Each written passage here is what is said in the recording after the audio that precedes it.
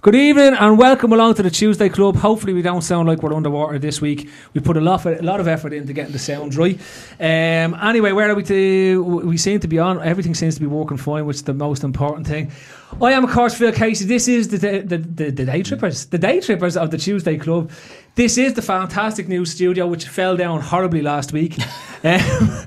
I'm joined by a great crew in here tonight. We're missing Steve-O, and we're missing Andy, and we're missing Gab. But never mind, we've got a really good one. Don't forget, of course, that the Tuesday Club is brought to you in association with RedsBet. And RedsBet are a betting site tailor-made for Liverpool supporters. RedsBet aim to share half of their net profits with Liverpool supporters and fan causes. So no matter what, the fans end up a winner. Check the odds on Check the odds on redsbet.com or download the RedsBet app. Share the glory and, of course, gamble responsibly. So we'll be a little blurb out of the way.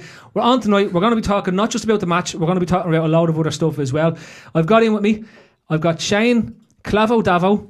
He went off to Cagliari and he's back for the pod tonight. He can give us the inside track on the Allison. Beside him we have resident scouser and soon to be host from next week, Ray Dicko Dickinson.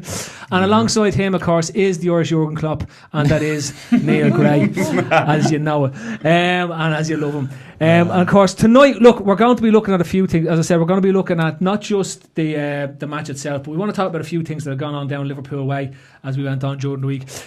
So look, first things up, Shane, great to have you in. First of all, anyone who's watching, Shane, of course, is has many jobs. One of them is plastering, so this thing is only standing because Shane is in here. And no, it's just Paddy done all the work. And when we start getting in the nip soon, because it's so insulated, you'll understand why. The first man with his top off, of course, will be Shane Davern. So Shane, great to have you in. Cheers, Phil. Yeah, good to be here. Looks great. Does, happy days. Yeah. Remember when it was just a shell of a thing? Yeah. When we win the league, we're burning it down. Ray Dickinson. The last I heard of you were on a slow train back from Liverpool after what went on at the West Ham game. Yeah, it was mad. And went back soon after for me sins. But it's good to be back in Dublin now. Yeah, do you like the studio? It's brilliant, isn't it? I can't wait till you're over I remember here. the first day when we come here and it was full of any bit of crap that you could imagine, and look at it now, it's brilliant. Yeah, it is, isn't it? Brilliant. Neil Gray, how are you, Phil? How are you keeping? Sound. It's good to see you alive. Well, listen, I'm hanging in there, Phil. Yeah. On the outside, I look grand, but on the inside, I've seen you on the outside as well. Trust you. Careful on it, but the last fella was a fucking idiot. If that's looking great on the outside, God help us. Fucking raggedy order. Right, boys. Everyone's in a really happy mood because of everything that's going on, and I don't want to bring it down because there's no point in bringing a wonderful time for Liverpool Football Club and its fans down at this moment in time. But look, let me start off with something, because we've gotten 2 1-0 wins out of the way. We've beat West Ham 126-0. The first thing I want to start on, Shane, I'll start with yourself, right? One of the features that's happened, and it's probably a positive, is that we are missing chances. And I don't mean that like in a negative, positive way, but we're creating chances. When I go back to when I look at the Brighton game, I'm thinking of Trent's free kick off the bar. I'm thinking Salah going through. He should have had a goal himself. I'm looking at the Firmino header. The save by Matty Ryan for the Firmino header is unbelievable, right? And then I'm also thinking, as I said, the Trent free kick. How do you feel about this? Well, you touched on it there yourself. We're missing chances, but that means we're obviously creating them. So, like I said, the second goal would have been all important there. Obviously, like Gray said just before we came on, the longer it went 1-0, the more Brighton dug in. And they were decent, in fairness. I was impressed with them. But if you get that second goal, if one of them earlier ones goes in along with Salah's goal, I think we're looking at a much more comfortable evening. Right. Yeah, I think the thing about missing chances, it's not as critical now, missing chances, because we're not conceding at the other end. So it would have been good. It would have been nice to have a cushion going into half time. I was sat there just as I was against West Ham thinking second goal will kind of kill this just before half time. We got the goal against West Ham before half time. It didn't come against Brighton. Most of our sort of better chances tended to come in the first half, and then in the second half we were a bit more professional, a bit more kind of compact, not letting, because Brighton did get ahead of steam up, just making sure that we kind of didn't concede a silly goal, like we would have done in days gone by. So I'm not too bothered about us missing chances. The main thing is that we are still creating them. There's obviously a bit of ring rustiness at the beginning of the season, and I'm sure we'll start converting those as the games go by. Yeah, not as bad as a rusty ring. There isn't. That's true, Neil. There isn't indeed. Neil, you are quite possibly the biggest Klopp critic in Europe. No, outside of maybe realist. Okay, realist. Okay, grand. How do you feel about the start of the season? Is this something that you're enjoying? You know, as I said, we are making chances. We aren't conceding. I'm really chances. good at detaching myself from the whole fandom thing and looking at things logically really good with at a clear sense of mind. well. Right? Go on. But this season, I have this little tingly feeling in my belly about it. I'm a little bit afraid, Phil, because I think we're going to win the league. Honestly, and that's really all I have to say. Is that all you have to say? No, honestly, it's not. Yeah. It's just everything is really positive. The whole club is really positive. And from when we were over there, being around the ground, the whole atmosphere has changed. Everything has changed. It's real welcoming. It's not like it was before. It was kind of a little bit dank, dark and shit. Yeah. Now it's real. When was it dark and shit? Because to be honest with you, for me, I'm looking at the last 30 years, mate. I'm looking at 3 years of this building towards something very positive with Jurgen Klopp. Well, before the construction started, it's everything. The whole club is just in the right place, going in the right direction. It's just fantastic. It is. Just on that, I mean, I've managed to get to the first 2 games now, and obviously the weather helps. It's it's a nice time of the year and all that sort of stuff. But I think that main stand has made a massive difference as well. It gives a better on 2 hot dogs and 2 bottles of water. It gives a better focal point, I think, and I think the experience of going to the game and spending some time around the ground, and there is a feel good factor. And I've been going for years, and there's a genuine sense of optimism. And I think all of the sort of they might come back out, but all the moaners are kind of in the box at the moment. And even through the game, even some dodgy moments, the moaners are just staying quiet, and there's a lot of positivity there. Even the ground staff have the American customer service thing now. Do you reckon? Welcome to Anfield. Hope you had a great time, safe home and all that shit. And did you turn around and say, well, the only way I'm having a good time is we knock in 16 goals against these and I walk away with 3 points. Just stop talking to me, please. I can't speak. But I really loved it. I really enjoyed it. It was amazing. Can I just tell you a mad thing about? I don't know. And is it picked up on the TV on at the game on Saturday when the music was left on? Yeah, it was picked up. Yeah, it was picked up. Yeah, it was mad because the music, they had like a bit of music, and it was blared. And the game kicked off. And I think George obviously went for a shite or something because he just left the music. He was having a dance. He just left the music go. It was a good 30-40 seconds before it came off. It was bizarre. Yeah, he is. I think he does it from the toilet now. I think the fella's only on a year-to-year contract. So I'll tell you what.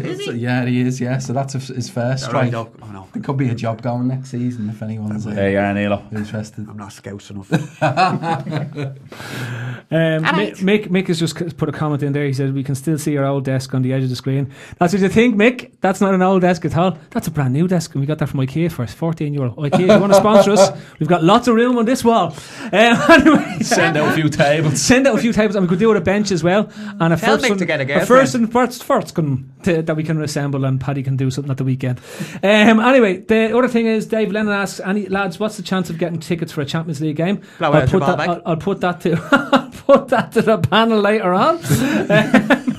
I don't know for him or ourselves. I don't know. I think just in general. As I said, there's a good chance if you have the right money to pay for it. Yeah. And so look, one thing we've mentioned it in passing as we go along there, but lads, this defensive unit.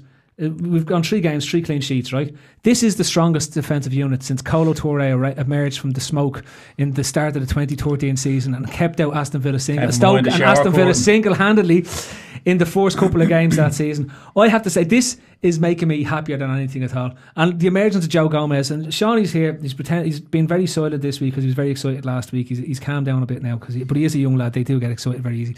But I will say, right, he's coming on great. Oh no, Joe Gomez. Shawnee said to me he was a world-class centre-back. I said, Shawnee isn't. He never played centre-back in his life, which he hadn't. But to see the emergence of Joe Gomez in those first 3 games as a competent option at centre-back. I'm not saying he's world-class. Shawnee's gone away with himself. This is before the season even started. But to see him emerge is one of the best things of this little run of 3 games that we had. Ray? Yeah, it's that kind of situation where he's just been thrown into it because of circumstances, and he's kind of risen to the challenge. Last season he had his struggles, obviously had the injury, but it wasn't. It was his stint at right back had kind of run its course. Obviously with the emergence of Trent, and you've still got Klein in the equation, so. This is massive for him. He's got the opportunity, and he's got it, and he's got to grasp it with both hands, and he seems to be at the moment.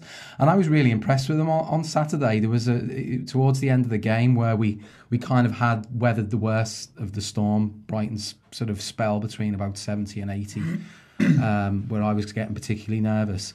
I remember one instance. He come sort of darting towards where I sit. I could see the concentration and the determination in his face to get to a ball and just clear it out for a throw-in.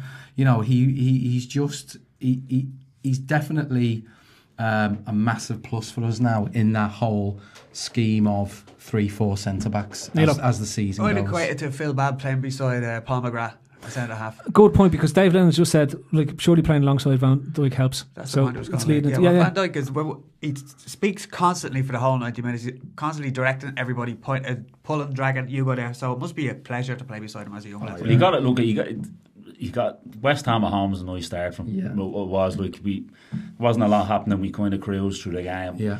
Like you said about right back running his course, he got caught. He seemed to get caught an awful lot at the back stick. He'd be ball watching, and he wouldn't get his head around. And if you watch it, I watched obviously watched the game the weekend, but because Phil told me that I had to watch Match of the Day a couple of times today, just to make sure. And that if you watch Gomez in that Knockhart's chance.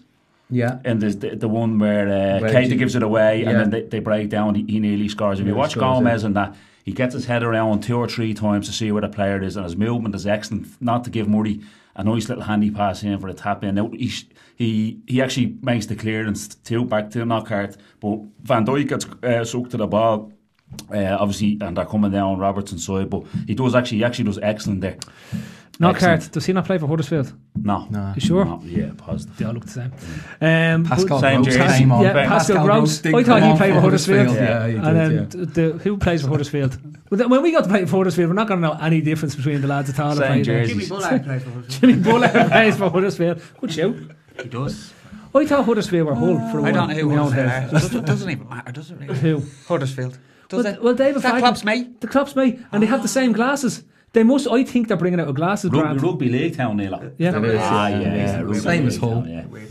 But Neil, honestly, Fair. I think they're bringing out a glasses brand. You could get a pair of Klopp glasses. He'd get a pair of Oh yeah, he got a pair of Neil's glasses. Get a pair of Neil's glasses. I tell you what, I think he has been to the same dentist as Brendan Rodgers, though, hasn't he? I'll tell you who's been to the same fitness instructor. Who? Pochettino. I was looking at Brendan up in Celtic there. He is looking. Pochettino looked And tremendous. Pochettino was looking trim and slim as well. Short on last night. And don't you know Mario Silva, who's the Everton manager? Yeah. He's lost a bit of weight as well. They must have. There's a bit of they must be competition having going on there, They isn't must there? be having an operation transformation for the Premier League managers. That's why Fat Sam has gone out of the league. There's nobody drinking pints of wine. There's no pints of wine. Dancing to Rihanna at the holidays. And all the lads are doing a bit of 5k. Counts the 5k. Counts the 5k. That's what it is. Where was I? Oh yeah, I have an agenda somewhere. Yeah, doesn't really matter. But yeah, anyway. But yeah, the defence. It's like it is a pleasure. The only one that they're saying Trent Alexander-Arnold, is he forcing stuff just a wee bit in defence? Well, I thought that both full-backs. Robertson was everywhere. He was absolutely everywhere. But not so much watching the highlights back, but watching the game. I thought the 2 full-backs were a bit loose in possession at times, and it just shows just something that dawned on me from the game and kind of re-watching it again. Then they're absolutely vital to how we play now. The 2 fulls, there really is a shout that the 2 of them kind of make us tick with how high they play, how quick they are in the triangles. Trent does try to Hollywood pass a little bit too much, I think. Getting us playing, but I thought they were a little bit loose in possession. But lads, who is the Colo Touré this season? Gomez. That's a bit like That's he's an only young insult, for like, isn't it? No, it's not. I'll stand by it. I think Colo Touré was fundamental to 13-14. He's the most unsung player of that whole run, that whole thing. Like without him, we've been just bouncing around with Martin Skrtel for fucking years. Colo walks into the room and boom, we're challenging for the title. And then we decide that, no, you're not good enough next year. And look where it happens, nowhere. And he goes to Celtic. Yeah, so Joe Gomez, if Joe Gomez is this year's Colo Toure, I for one would be a happy man. Right, lads, moving along. I want to move on to, and it is leading out of the thing, but let's be honest about this. The amount of gifs, memes, wank socks, everything that's happened over Alisson doing a chip over a lad, right? And just from a back pass saying, oh my God. Back pass. This, yeah. Now, firstly, let me stay clearly on this one, right? I am all for this type of goalkeeper, right? I was brought up in the house and the church of Bruce Grobbler, right? Standard goalkeeping is not for me. I want somebody who's completely mad in goal. Pepe Reina was mad, right? He was brilliant. He used to come out, play sweeper at the edge of the box, and he loved to do a little dink and tricks. And one of my favourite moments in Liverpool football in history is when Reina played out on the pitch in a pre-season friendly. Like, that really happened. So this, I'm all for it. But it's not this one I want to talk about. It's the one where he tried to be too clever and almost got caught in the box.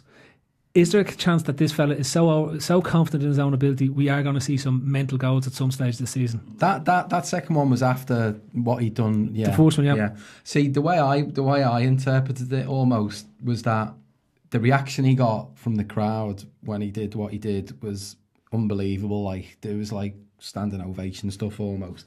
It was almost like the crowd egged him on to do it again.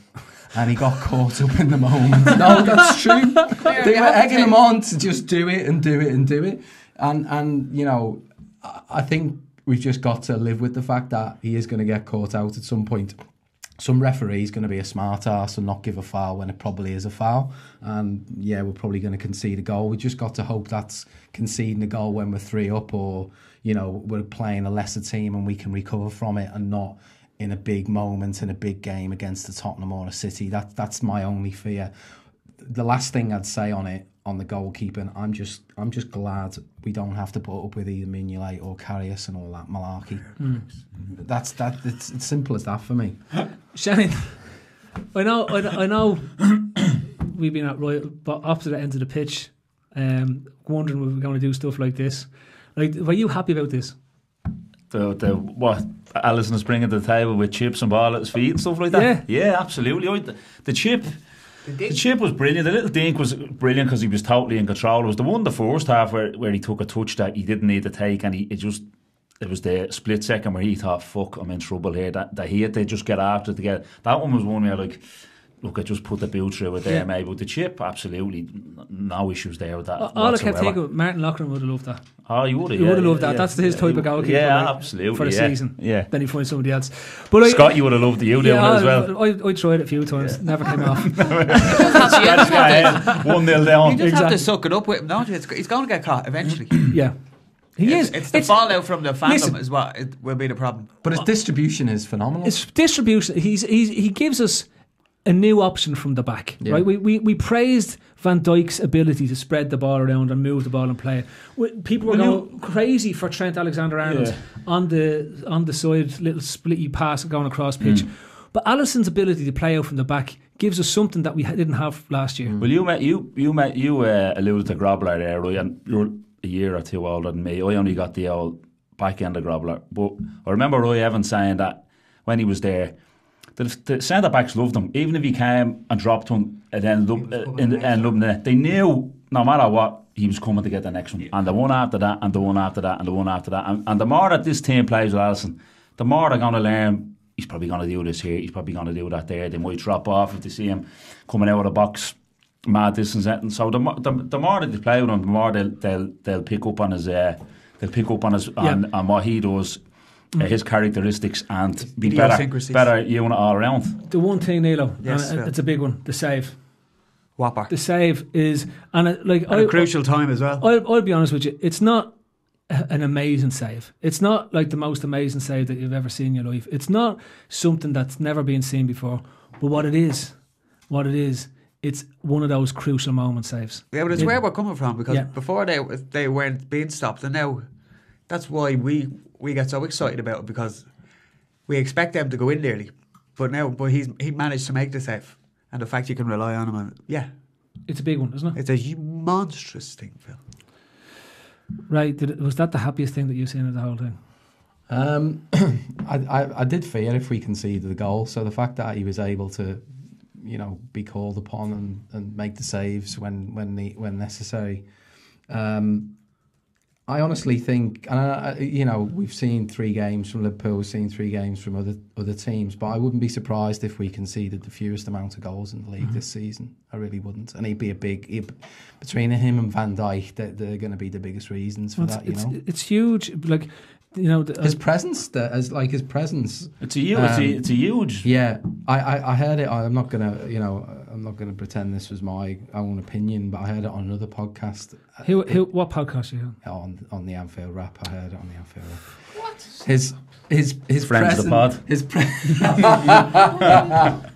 His presence, the big yellow kit, and him just that presence in the box.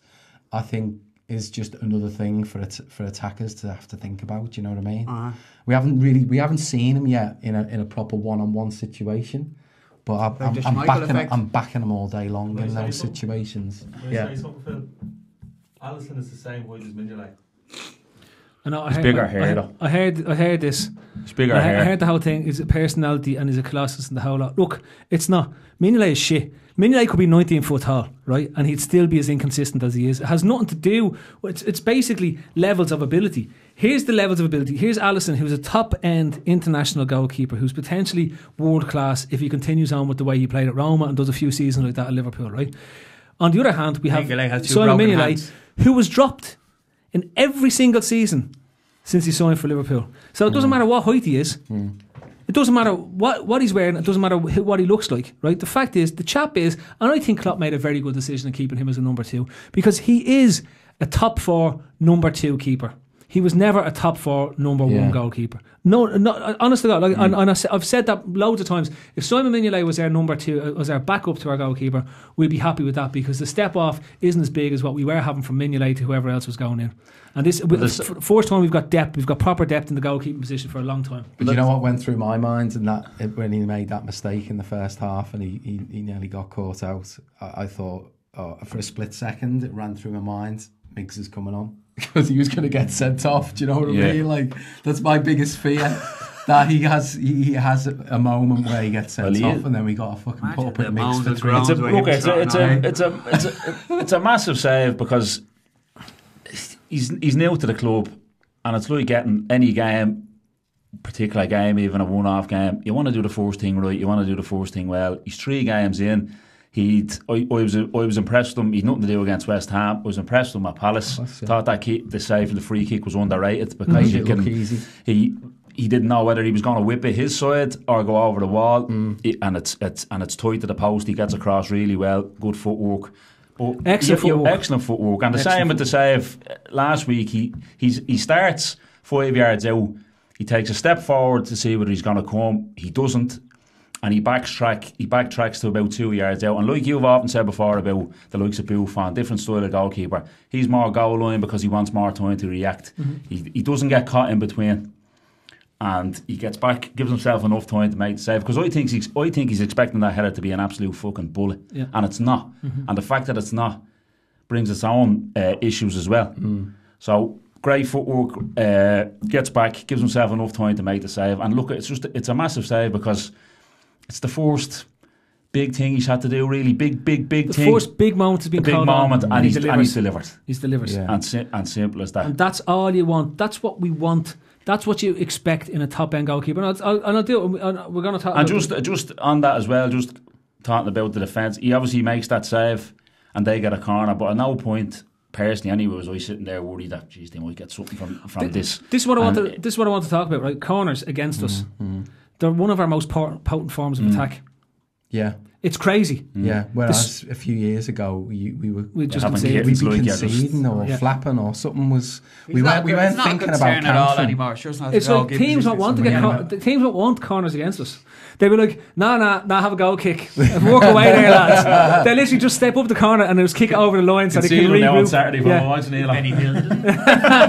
straight back around. Quick lads, into shape. Organise ourselves now. We've got a corner here. But no, genuinely, because it's one of the few moments in the game where you can expose the opposition, because they do bring players forward, and all of a sudden we've got Mane, Salah, Firmino. If we bring Shaqiri on, we've got Sturridge as well. The pace that we have, even Keita when he's on the pitch, the pace that we have to break is unrivaled in the league. The box then either because they're afraid of the break. Correct. Do you like it? Fantastic. Do you like that, Neil? Do you like the pace? Yeah, I do, Phil. Well, why wouldn't I like it? What's a silly fucking question? No, Phil, I fucking hate it. It's stupid. That's fine. I know, it's brilliant. Next, come on. The goalkeeping thing is not a concern anymore. Just move on. You like that, don't you? Yeah, it's not a concern. Because it's basically obliterated our thoughts for the best part of the 5 years. Let's just move on for the goalkeeping shit. It's a piece of piss. Yeah. Right, look, I want to ask us, lads, away from the game itself, before that match, there was a huge story around a minority stake potentially being sold to mad Arabs. Right? Literally mad Arabs, right? Because these lads, I think, are pretendies. They ain't even reals, right? Well, don't say that, mad Arabs. what the Arabs are mad? Right? But I'll ask a question, lads. When we see it, is there more? Again, I'll go back to the overall intent. We've put a goalkeeper who's potentially world class. We have a defender who is virgin on world class at the moment, not virgin, Virgil. And we've got world class attackers in Salah and Mane, because he is up to that level now, and we've added some really good players in midfield. But it even looks like that FSG want to bring in a minority partner to bring us again to another level, a level that lets us compete with Barcelona and we're not talking about the Manchester United, we're talking about being able to compete with the oil-rich lads like the Paris Saint-Germains, the Barcelona lads who are being funded by Qatar, Real Madrid, who just seem to have a printing press that they robbed from the local mint under the desk. But it's great to see that intent being signalled by the owners of the club. Like, can I just add to more used to Phil, Neil, more intelligent men than me, is minority stakeholder just not away at a club asking someone give us a few quid. You're gonna have fuck all saying what goes on here, but we'll stick your name somewhere and we'll stick your name in a few different places. Is that the gist of it? No, they'll have a seat on the board, they'll have a say. They won't have a controlling stake, but they'll obviously have a say in how. Because I know City sold 16% for 240 million or something like that, and to his dog. Well, if they sell a small percentage of the club and it covers their initial investment for 100% of the club, it makes perfect sense, doesn't it? Yeah, they get a nice box out of it, I'm sure. Well, like, it's people would lose their shit. Hard woman, Liverpool written on it. No, a JJTV box. Stack full of oil barrels, full of cash. Well, like, people would lose their shit if say they named Anfield. Say they called it, I don't know, American Airlines Stadium, Anfield. Stanfield. That's fantastic. Stanfield. But yeah, this is just another way of bringing investment into the club without necessarily having to change the name of Anfield or a stand or anything like that, and allowing you to go to the next level to compete. Like the attraction. What is the upside for a potential minority investor? Potentially, you're bringing in your own sponsorship in to be part of the brand of the club. So say Nike decided that they wanted an investment, a minority stake, right? Nike could come in, buy 20% and probably wrap up gear rights for the next 10-15 years. I prefer Adidas. Don't we get onto that as well? Very much get onto that. Nice segue in there, Neil. But 3 strikes forever. Like, again, a club that ours, that the fans take an awful lot of importance in the fact of the socialist ideas, the Bill Shankly way, the Liverpool way, etc. Right, bringing in the wrong minority partner. Do you think we'd be prepared to dump all our ethics for the golden dollar in terms of chasing us? Say FSG went out, there's human rights violations going on, etc. with like say Saudi Arabia. Say it was a big part of the Saudi. Now women can drive now. I know, but I'm just saying in terms of overall, there's a lot more going on. But they'll be voting next, Neil. The fans don't have but hang on, the fans don't really have a say in who comes in as a minority shareholder. So ultimately, in that instance, there'll be obviously noise, but ultimately, if somebody puts it down 250 million on the table, and it allows us to go out and not lose our players. There's been the Arabs that own City, there's been no noise about human rights violations and all going on with the likes of them. So if it happened to be this chap, your man's cousin, that wanted to come in, for a minority stakeholder, fans aren't going to give a monkeys, really. But you think there's, well, from the City fans, but there has been that documentary. There's been plenty of articles now around Man City and the links to Sheikh Mansour in terms of the human rights violations that have gone on in his country and the things that his regime has stood up for in terms of what was there. Like it is, there's been plenty of articles written about them. So it's like, for me anyway, personally, I think FSG have done a very good job. I've said previously, I would, at the time, getting us to where we are now, if we can get a league title, they've delivered and they've over-delivered on what they said they were going to do. It's just, who would you want? Do we think we have a God-given right? Realistically to ensure that you win the league? So I think that the problem is with so FSG are kind of have taken us on a particular journey, and there's only so much growth. There's like a glass ceiling, I suppose. There's only so much growth that can be achieved through increased shirt sales, increased match day revenue, blah blah blah.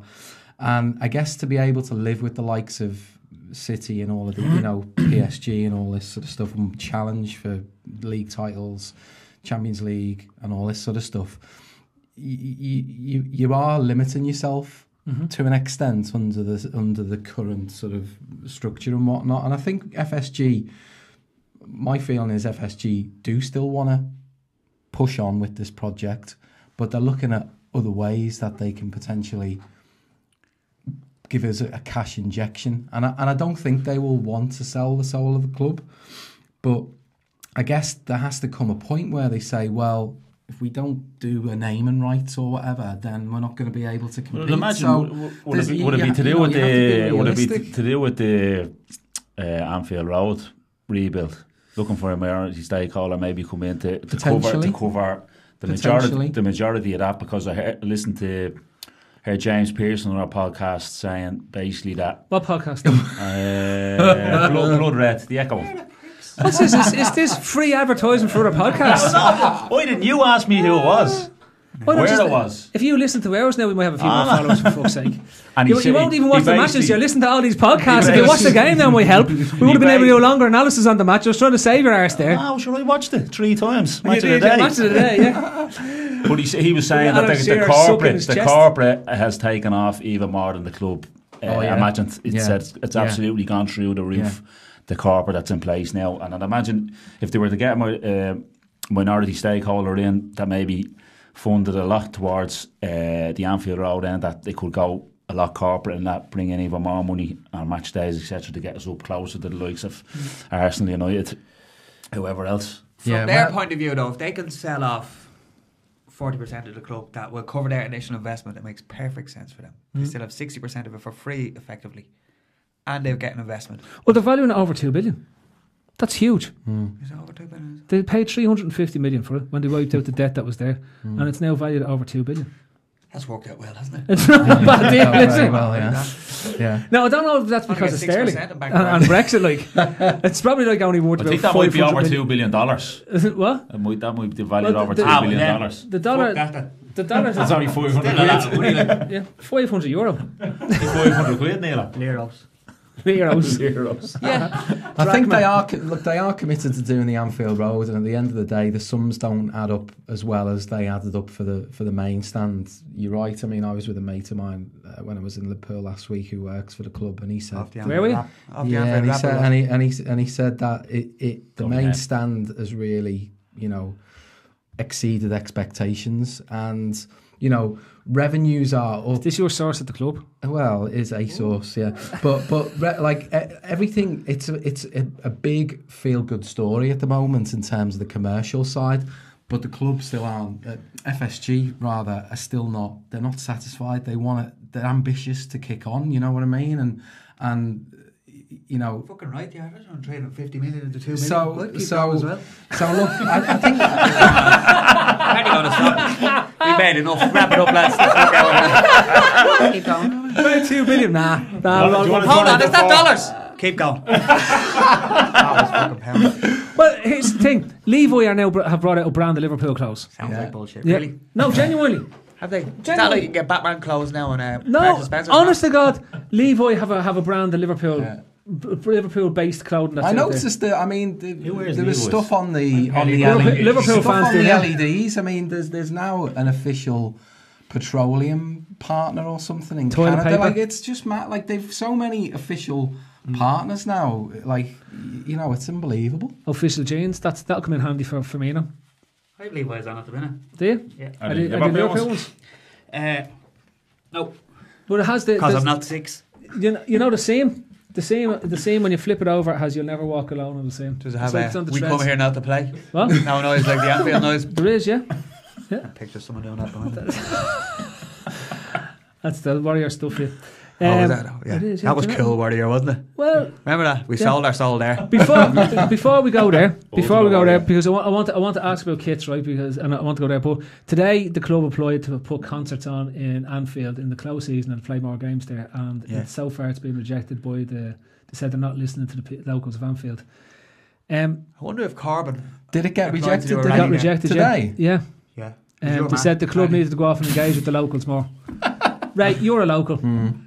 To you, does sound like that just a lot of Evertonians went in and moaned? Potentially, yeah. Yeah. It's so close, isn't it? Yeah.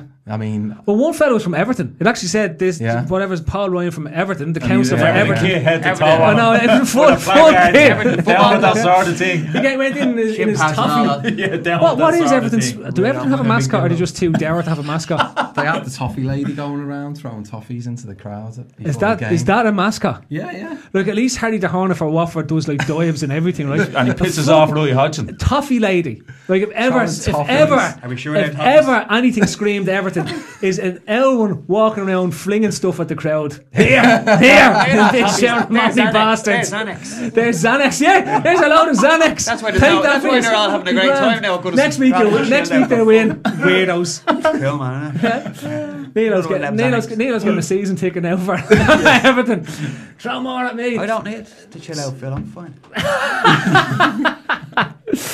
But yeah, but this goes back to your commercial thing. This Yeah. is a They're looking to utilise obviously Anfield and find a new revenue stream because like it would be a great great place for concerts, and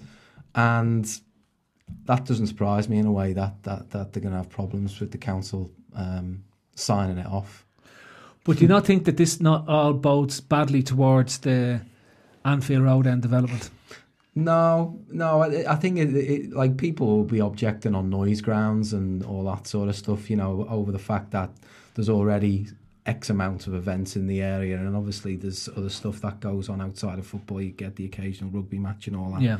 So yeah, you will just get people just objecting for the You sake have of it. people, right, complaining that the only respite to get is in the summer, right? Yeah. Which is what the The argument stadium is. has been there for 100 fucking years. You bought a gaff there, you know there's football going to be played. This is No, my shut argument. the It's fuck up. the same with the lads around Croke Park Yeah. and Lansdowne Road. Just 'cause- Poor Elgar Brooks. I moved in last summer and I can't believe the amount of noise. Hang on.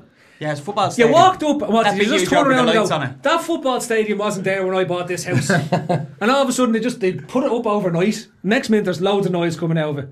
I think the first thing that you see if you buy a house anywhere around Croke Park, Anfield, Lansdowne Road, Wembley, is this giant stadium. It's not like this. It's like it sneaks up and they put it away when there's no matches But going wasn't on. there something right that for years that they treated the people that lived there fairly badly, the club itself, and they had to build a lot of bridges there. Now I don't know obviously the ins and outs. You know more there than that, was but there was nothing done in the immediate vicinity to make that area More attractive. Not Yeah. at all. No, I mean houses were going for sale for peanuts around there. So, and there was sort of conspiracies that the club were kind of almost Like a conspiracy, mate. that were almost Letting it- kind letting of it fall letting into it disrepair degrade to that. so they could buy exactly. them. So Yeah, then yeah. eventually they buy the houses and it costs nothing basically. So there was always that angle that people were coming from. But to me it has around in the immediate sort of around the grounds what they've tried to do. Great. They have tried to improve it,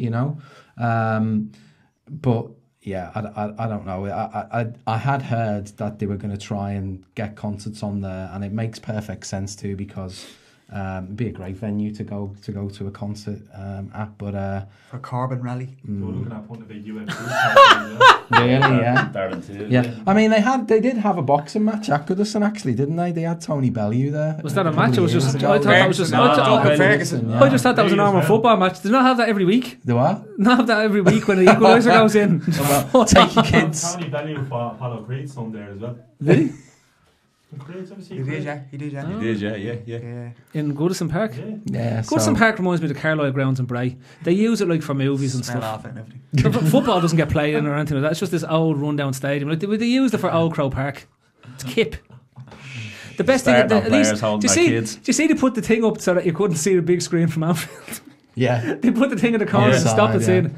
yeah. Absolutely, like that's just it's such an inferiority complex. It's hilarious. But Right, it's justified because they're shit. yeah, but it is, and long may they stay that way. I like the fact that they just keep drawing matches at the moment. I think, they know that the next one, Balassi the is that, they'll win. Villa. They'll definitely win the next They game. keep getting men sent off, don't they? Yeah, So. and so see, VAR is going to sort the problems now. This is the latest one from the. What was I going to say? Moving on, mock kits. We mentioned it a second ago, right? Okay, Adidas. what is you're from Liverpool? Yeah. Do you have this Adidas? I don't anymore. I fascination? did when I was about 11 or 12. I don't get it now. Yeah. Like for adults Do you see going when on you're to- looking through Twitter and it's like, here's my mock kit. Yeah. Every single one of them, Adidas.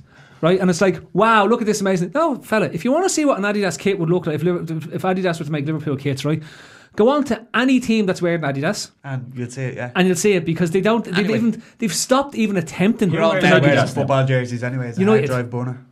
Oh, did he? Yeah. My biggest obsession used to be the Bayern. sponsor. The sponsor was my big obsession. Who are we going to get to sponsor? Someone Yeah. sexy to sponsor us, sort of thing. I didn't care who the kit was made Coca, by. it's always baffled me that we've never got Coca-Cola as the sponsors because the colours and the branding would be perfect. No, they It would, clash, Phil. yeah, They it clash. How? Because when you see red, you think of Coca-Cola. And then that you'd associate that with Liverpool and take away from the Coca-Cola brand. But surely that would be perfect No, because the take same away from the red. brand. Think about it. And Santa could sponsor us. Sponsored by Sandy.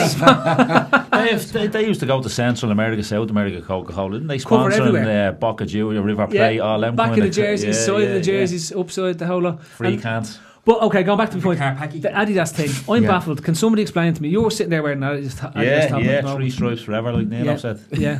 I don't. Kids, it's just That's because you're not 12 anymore, dude. I think Exactly, Twitter's yeah. just give it a platform, hasn't it? They should For get it as people a to present or things something out like I that. there. don't No one really understand fucking what match people, people in why the kit. people would even complain about the New Balance kits because the New Balance kits have been the home kits have been brilliant. Yeah.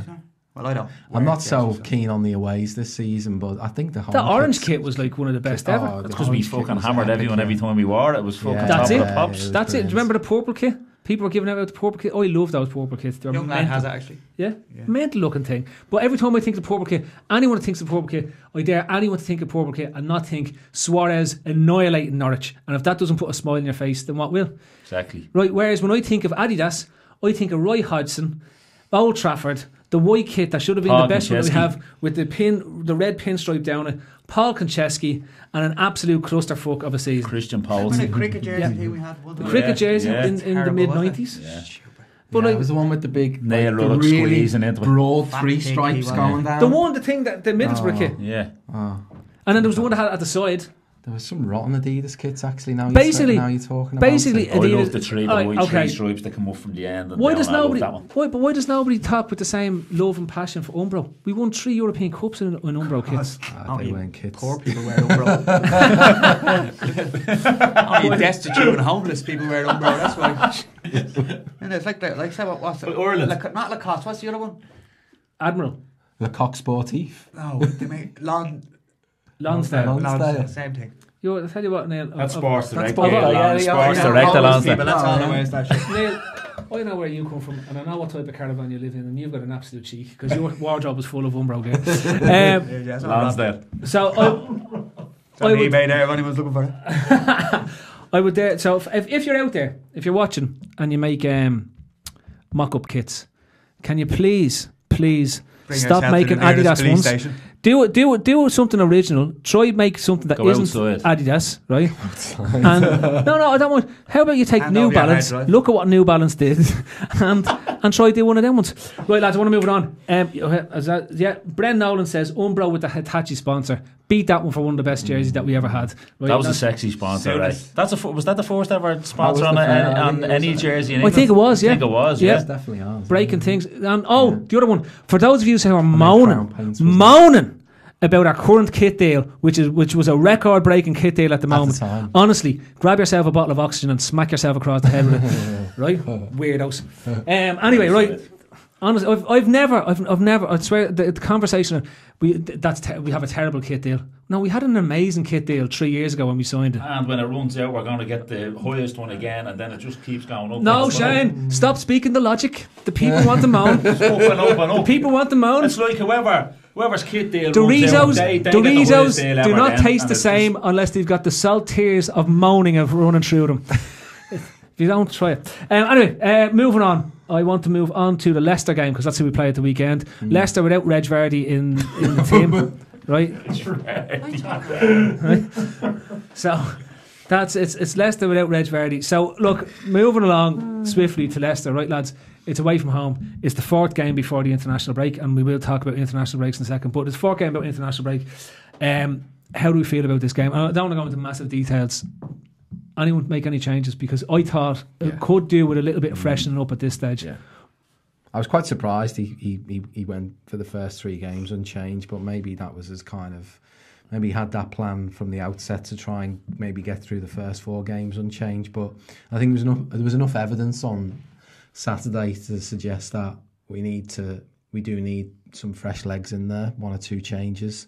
I think Henderson's about right to come back in. Who you drop is debatable. I think Keita might come out. Keita may come out, yeah. He may come out. He may look to play a more solid sort of defence-minded 3. That's the obvious one. I guess I've been a little bit underwhelmed by Firmino in the first 3 games as well. Maybe he'll just try and stick with him to play him into some form. But I wouldn't be too disappointed if maybe he was rested and maybe even Shaqiri playing. Yeah, Salah through the middle. Yeah. Salah through the middle. Salah, Mane. Sturridge. I'm not. I wasn't overly impressed with his cameo appearance. But did he get about 10 minutes?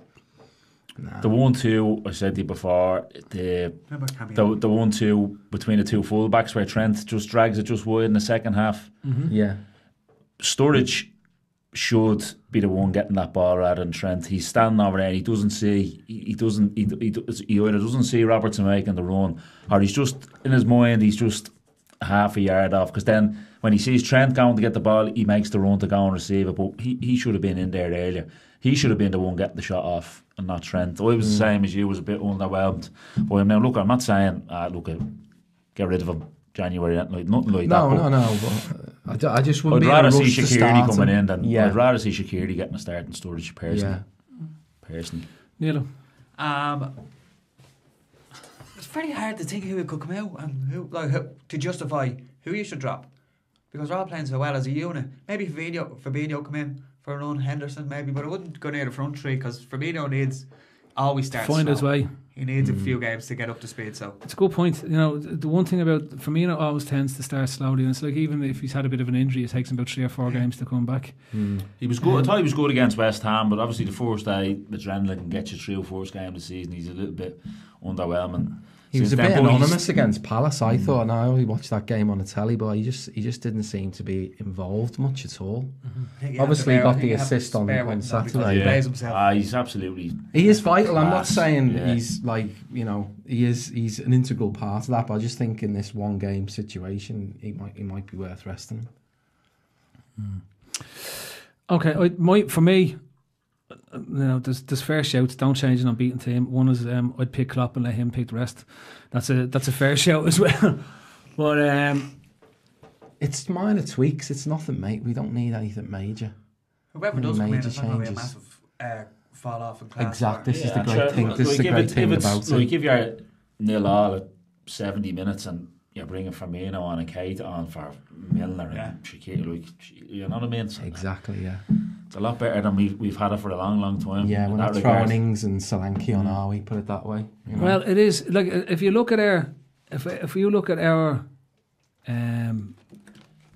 backup 11, it's essentially what our team was 2 years ago, with Fabinho and Shaqiri in the team. Like that's and that just shows you how far this team. It goes back to the argument that we've always had, was that you replace people in your first team, that makes your squad stronger. For the first time, it looks like we have 2 11s that could potentially play.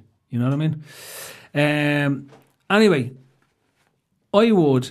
The clamour is for Shaqiri. For me, I think that potentially up in one of the front three. So you either rest Mane, Salah, or Firmino. I wouldn't rest any three. I don't think I'd rest all three of them, especially away from home. I'll go back to the point earlier on about our threat on counter. We lose some of that if we replace Shaqiri in that, because we haven't seen Shaqiri in that role. We don't know what he's like, and there's going to be a lot of games. People are clamouring for changes because they're nervous about not seeing these players. There's that debate that's going on around about Fabinho, what's going on. The back four and keeper won't change, and we've saying our piece for Shaqiri maybe to get a start. I don't think he'll change the front three, especially like you said with an away game, how hard Firmino works for the team. I think if there's a change, and there probably will be, it'll be in midfield. One of Henderson might come in for Keita maybe. Is Klein fit? Yeah, Klein is fit. Maybe he might come in. Maybe. Yep. No, I think Klein potentially in for Trent.